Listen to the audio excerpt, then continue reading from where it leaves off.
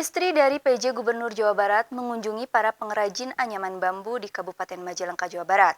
Para pengrajin pun curhat minimnya penghasilan. Camat lebih mending, Bu. Iya. Kunjungan Amanda Sumedi yang juga merupakan istri penjabat Gubernur Jawa Barat disambut antusias para pengrajin anyaman bambu di Desa Nanggerang, Kecamatan Lewi Munding, Majalengka, Jawa Barat.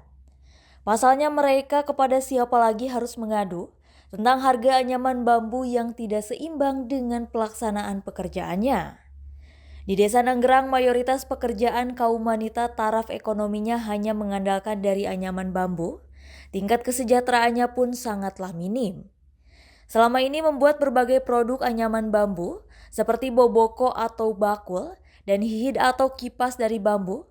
Hal itu dilakukan sebagai salah satu tradisi di keluarganya sejak dahulu kala. Produknya juga cukup baik ya, lokal itu, cuman perlu pengembangan marketingnya aja supaya penjualannya lebih banyak dan kesejahteraan buruhnya lebih bagus lagi. Karena tadi kan kecil sekali kan ya penghasilannya, mungkin harus dibantu dengan pemasaran yang lebih luas.